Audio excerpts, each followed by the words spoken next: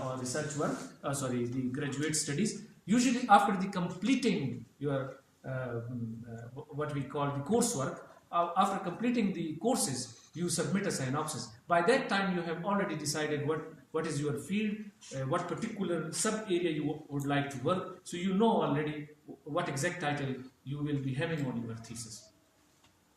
So after deciding this is an example I have already given, that for example, I am working in physics on the quantum plasma, okay? And my main objective is that mathematical modeling of relativistic quantum plasma. So this is my main objective. I am doing a PhD here, and I am working on quantum plasma, relativistic quantum plasma, and this is the main objective. So you need to decide what is the main objective of your research. Then this is the secondary objective, instabilities in relativistic quantum plasma. So this is the byproduct, but this is the main objective, the mathematical modeling. Now what do you think, what shall be the title of my synopsis? Shall it be for example, instabilities in relativistic quantum plasma, or something like this, the parametric instabilities, working on parametric instabilities in relativistic quantum plasma? If I make this as a title, then it will miss so many things. For example, it will miss the dispersion or some other properties of relativistic quantum plasma if I put these instabilities inside the title of my PhD thesis, for example, or MPhil thesis. Therefore, something like this, analysis of different properties of plasma. Okay, so even the plasma is used so that this quantum and relativistic quantum plasma is so general. But as I told you, that you would like your thesis not to be even very general. It shall not be like all physics. Okay, it cannot be like all plasma. Even this is not a good title, because I am working on relativistic quantum plasma, so that shall be reflected into the title, because plasma is a very big field where there is a classical plasma, non-relativistic plasma, which I am not working on. So therefore, although I would like it to be for a very general readership, but even then I would like to mention the main objective, so that the interested readers come there and read my thesis. So in this example, you see, rather than making this secondary objective as a part of my title, I made somehow the analysis or whatever mathematical modeling of different properties of relativistic quantum plasma. That would be a little interesting title. Okay, so it's not very long. I will also give you an exact example where we have decided for our PhD student what shall be the title of his thesis that's related to the plasma. Then the next part, once you have decided the title, you have written the title page. On the title page there are other ingredients as well. For example, your registration number, your name, names of your supervisors, name of your department or institute, and the university name. I will show you the title page example. But after completing the title page, you come to the next page, because you have 3 to 5 pages in order to complete your synopsis. On the next page, there is an introduction. You have to have an introduction. An introduction contains almost these subparts. For example, the first part is the background of the proposed research. So in background, let's say if I am working on some particular problem, all people have already worked on it. Okay, so it's almost a gap analysis. People have done this is left over, and I want to now fill in. Okay, this is the standard thing. For example, people have already worked on the quantum plasma, on instability. You have to tell the board, you have to tell yourself that this work is already been done. This is how you get the ideas. But you are already thinking about things. So you need to have the overview of the literature. For example, one of my friends, this is a joke, one of my friends usually used to tell me that whatever I think in the night, usually good ideas you get when you go to the bed and you keep on thinking and you get the good idea. Okay? Excuse me.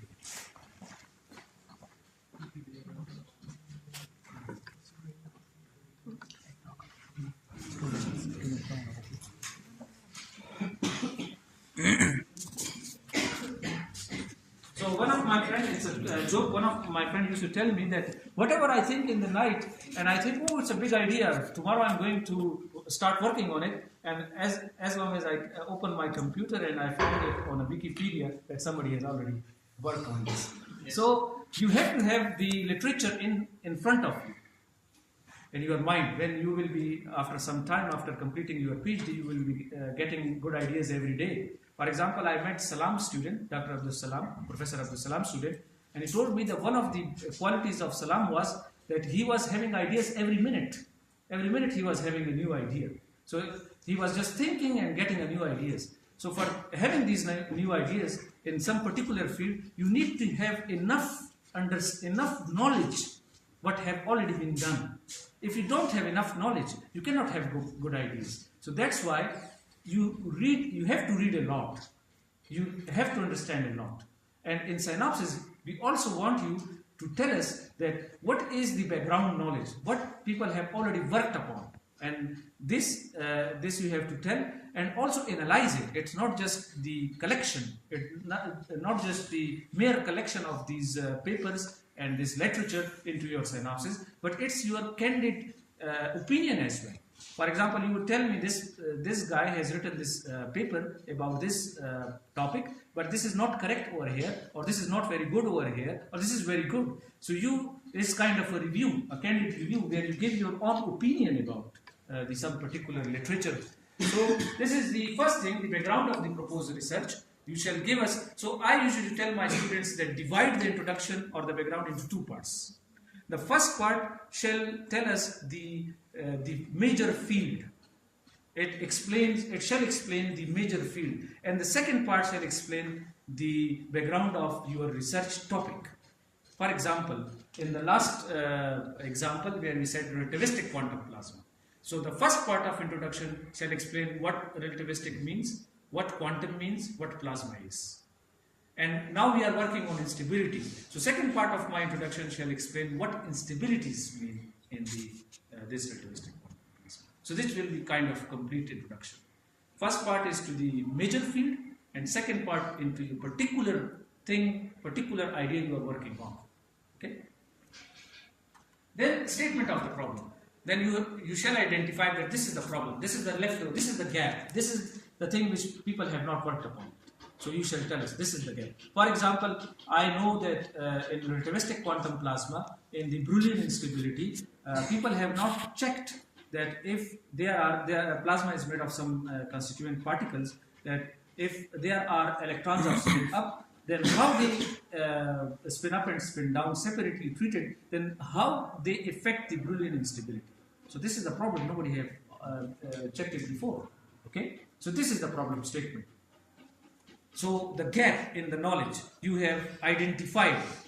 Nobody has done this. And now the work starts. You have to tell us, and you have to tell yourself that this problem is good enough. Okay? This is rational, it is workable, and it is useful. If you will have answers to this problem, that will be a good addition to the existing knowledge. Okay? And the next is a hypothesis and research question. This is also very tricky, especially to the biological students. As I told you, I have an experience. I have learned my biology, that is botany, zoology, from SRB, from your synopsis. The synopsis coming up there, and I am reading them, and I understood how the people are doing research in biological sciences. And this hypothesis and research question is important there. What the hypothesis is? Hypothesis means that this is kind of prediction about the solution of the problem. Let's say I have in mind. That's why I tell my students that you ask your question that what is your expectation about the solution of this problem? Okay? For example, if I am growing a tomato and I want to check that some kind of polluted water, how this will affect the growth of tomato, or for example the genetics of this tomato, then at least I shall have a feeling that probably the more pollutants from the industry will affect the size. So I make a hypothesis that with the pollutants or the polluted water, irrigated with the polluted water, the size of the tomato will reduce to half. So this is hypothesis. So once you made a hypothesis, a research question, the next step is to check it. Whether my hypothesis is really true or not. So for this I have to carry out an experiment. I will bring the polluted water and then I will grow the tomato in it and I will check my hypothesis that it really reduces to the half.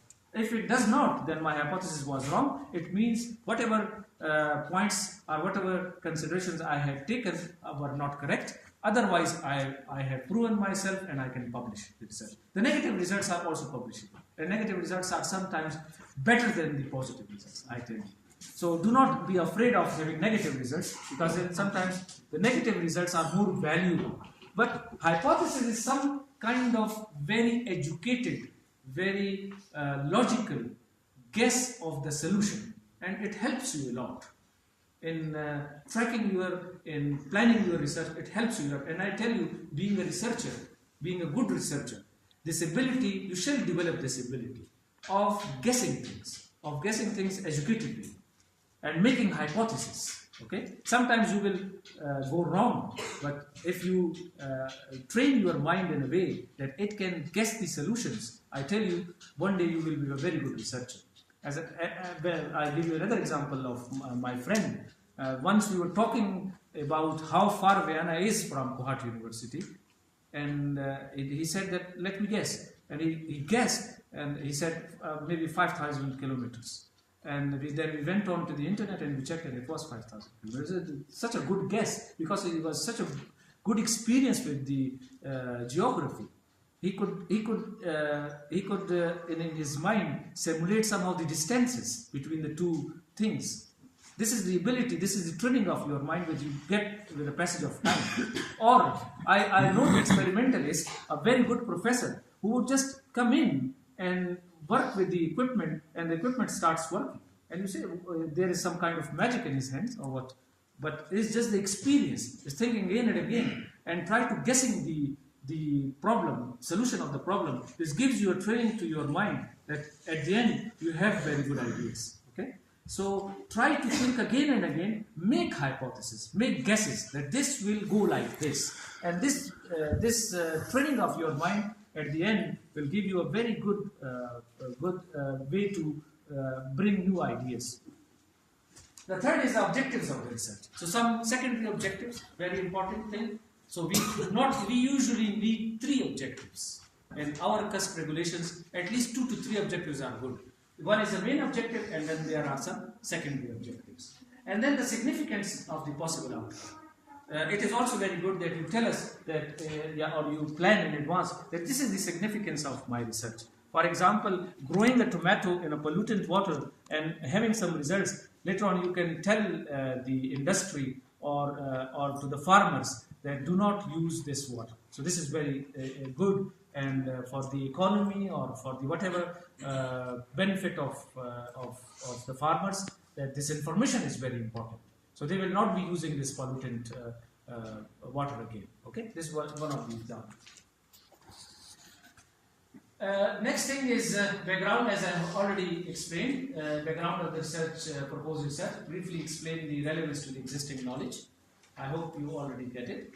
And after that, statement of the problem, indicate the existing drawbacks, problems, gaps in the knowledge.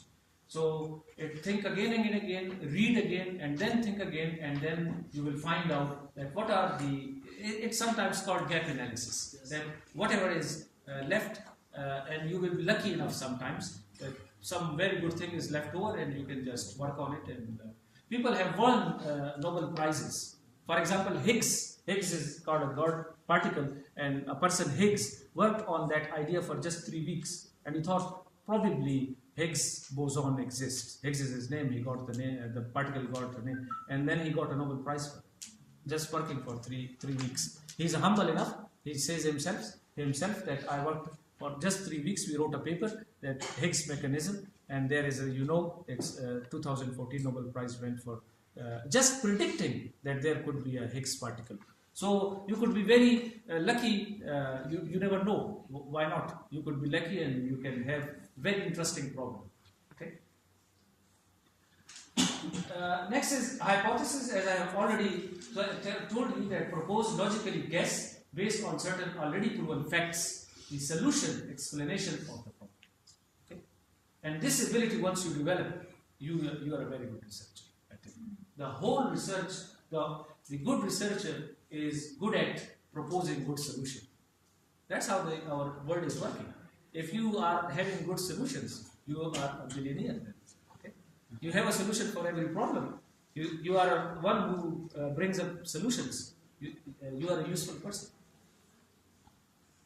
And objectives, besides testing the hypothesis, this is main objective, because I had a hypothesis that the tomato reduces to the half size if the water is polluted. I can check this, but beside this main hypothesis checking, precisely and clearly state the questions for which answers are sought. Besides this, I mean byproducts. For example, while checking the tomato's growth, I could also check the taste of the tomato, for example, or the other benefits of that tomato. So that is a byproduct, okay, of my research. Significance of the possible outcomes highlight major advantages of your possible findings and also mention shortcomings. This is also the quality or the property of the good researcher, that they mention the shortcomings as well. Because then other people, readers, have idea that what is not, usually the good book starts with that what this book is not about. Okay? So I am not talking about this thing and that thing. Usually the good book, the good researcher tells you the limitations of the work. Every work is limited. We have not the complete knowledge of everything. So certainly my work is limited.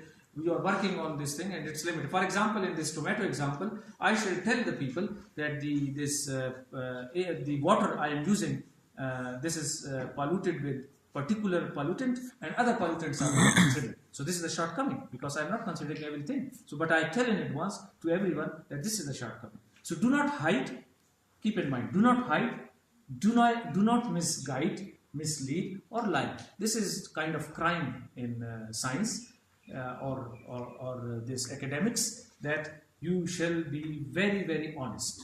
And if you are honest to yourself, you are honest to the people, you will succeed more than if you are not honest. Okay, so be honest and tell people that this is a shortcoming of my work, and it is usually it is appreciated more than what you have already achieved.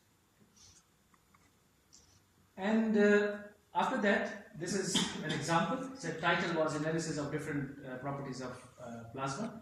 And plasma is, this is the introduction kind of I started. Plasma is the fourth state of matter. So I am trying to explain what plasma is. Hypothesis is that plasma may not be a solid. For example, this is a fourth state of matter. And okay, so this we have already talked about. You know now what hypothesis is, what introduction is, what title is. This is the example of cusp regulation. This is the kind of style we have invented for cusp students. We are thinking of changing it and making it specific to the faculty. For example, social science people will have their own style.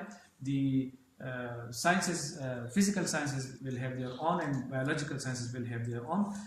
If some of you might be aware of the fact that there are different styles available already. For example, IEEE style and other so many Oxford style and so many other very famous. Every journal has its own style, okay, for writing the reference. What we have invented, for example, we say that you shall put the square brackets at the inside the text and at the end of the list, in the list where you provide the list of the references. So that shall be a square bracketed, and then the first letter of the author's name shall be just abbreviation.